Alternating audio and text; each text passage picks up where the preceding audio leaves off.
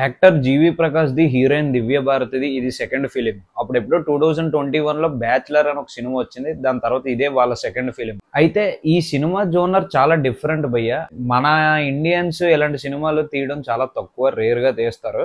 ఇది ఒక action adventure fantasy thriller cinema అనమాట.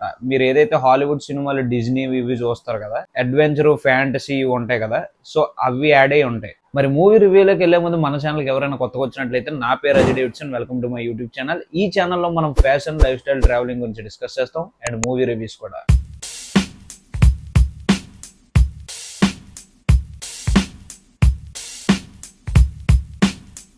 అయితే ఈ సినిమా స్టోరీ విషయానికి వస్తే, తమిళనాడు స్టేట్ ఉంది కదా, తమిళనాడు స్టేట్ కోస్టల్ లైన్ ఏదైతే సముద్రం దగ్గరలో ఊర్లు ఉంటాయి కదా, ఆ ఊర్లో జరిగే స్టోరీ అనమాట. ఆబ్వియస్లీ ఇది ఒక ఫిషర్ మ్యాన్స్ వీళ్ళు ఉంటారు కదా, వాళ్ళకి రిలేటెడ్ స్టోరీ అనమాట. ఆ కోస్టల్ లైన్ లో కొన్ని ఊర్లు ఉంటాయి, సముద్రంకి దగ్గరలో ఒక 4-5 ఊర్లు ఉంటాయి అనమాట. అయితే ఈ 4-5 ఊర్లలో ఏదైతే హీరో ఉన్నాడో ఆ ఊరు మాత్రం సముద్రం క్లోజ్ చేసేస్తారనమాట. మిగతా 3-4 ఊర్లు మాత్రం సముద్రంలోకి వెళ్తారు, చేపలు పట్టడానికి వెళ్తారు, వేటాడుతారు, అది అలౌడ్ ఉంటుంది, అన్నీ ఉంటాయి, అక్కడ ఏం అవ్వదు. కానీ హీరో ఉండే ప్రాంతంలో ఆ సముద్రం ఏరియాలో మాత్రం చాలా డేంజర్ అనమాట. అంటే ఎవరైతే ఆ సముద్రంలోకి వేటకెళ్తారో, చేపలు పట్టడానికి వెళ్తారో, వాళ్ళే తిరిగి రారు. అసలు ఎందుకు తిరిగి రావట్లేదు, అక్కడ మధ్యలోనే ఏమైనా దెయ్యాలు భూతాలు ఉన్నాయా, ఏమైనా జరుగుతున్నాయా, లేకపోతే ఇదంతా ఎవరైనా కావాలని అలా దెయ్యాలు భూతాలు ఉన్నాయని చెప్పి ఒక సిండికేట్ ఏదైనా నడిపిస్తున్నారా, సంథింగ్ ఏదైనా స్మగుల్డ్ గూడ్స్ కోసం దానికోసం ఇదంతా ఇలాగా ఊర్లో ప్రచారం చేస్తే ఎవరు వెళ్లకుండా ఉంటారు, సో విలన్స్ తప్పించుకోకుండా ఉంటారు. అసలు ఇదంతా ఎంతవరకు నిజం, ఇదంతా తెలుసుకోవాలంటే మీరు మూవీ చూడాలి. నేను మూవీ చూశాను కాబట్టి నా ఒపీనియన్, నా రివ్యూ నేను చెప్తా. అంటే నాకు ఎలా అనిపించింది అనేది నేను చెప్తాను, దాన్ని బట్టి మీరు డిసైడ్ చేసుకోండి మూవీ చూడాలా వద్దనేది.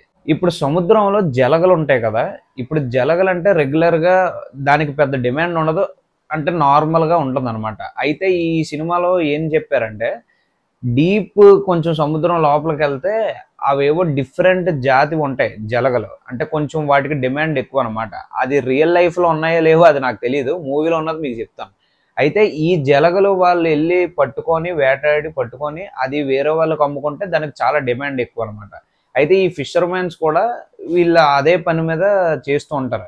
హీరో ఉంటాడు అనమాట, హీరో క్యారెక్టర్ ఎలా ఉంటుందంటే, అది తప్పు పనైనా రిస్క్ పనైనా ఏ పనైనా ఆడు ఆలోచించడు, అది డబ్బులు ఎక్కువ వస్తున్నాయి అంటే చాలు వెళ్ళిపోతాడు ఆ పనికి. ఈ జలగల వేటలో కొన్ని జరుగుతూ ఉంటాయి అన్నమాట.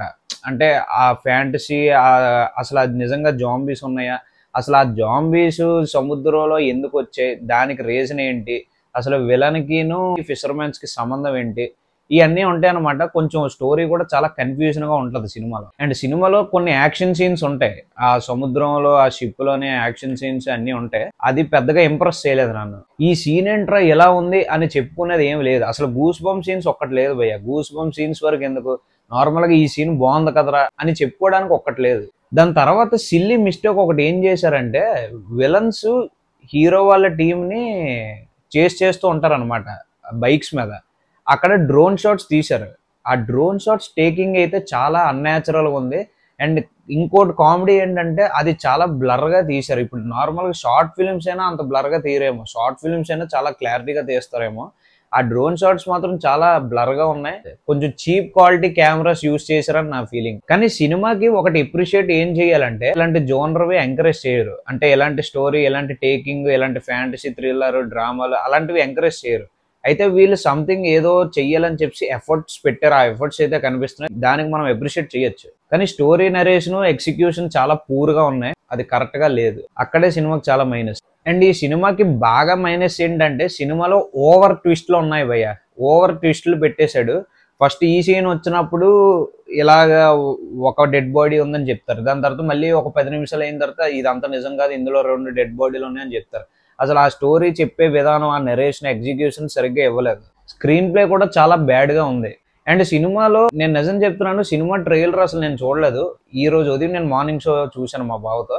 అయితే ఆ సినిమా చూసే ముందు నేను ఒక 2 అవర్స్ ముందు ఒకసారి ట్రైలర్ చూసాను అనమాట. ఆ ట్రైలర్ చూసిన తర్వాతే ఆ విఎఫ్ఎక్స్ కొంచెం బాగున్నాయి కదా అని చెప్పి, సినిమాలో ఏదో కంటెంట్ ఉంటుందని చెప్పి నేను వెళ్ళాను ఈ సినిమా. కానీ విఎఫ్ఎక్స్ కూడా ఓకే ఓకే యావరేజ్ ఉంది. And cinematography not up to the mark, music కూడా నాట్ ఇంప్రెస్డ్. ఈ సినిమాకి మ్యూజిక్ డైరెక్టర్ జీవి ప్రకాష్. యాక్చువల్ గా జీవి ప్రకాష్ మ్యూజిక్ అంత బ్యాడ్ గా ఉండదు, చాలా బాగుంటది. లవ్ స్టోరీస్ కి అయితే ఇంకా బాగుంటది, చాలా మెలోడియస్ గా ఉంటది.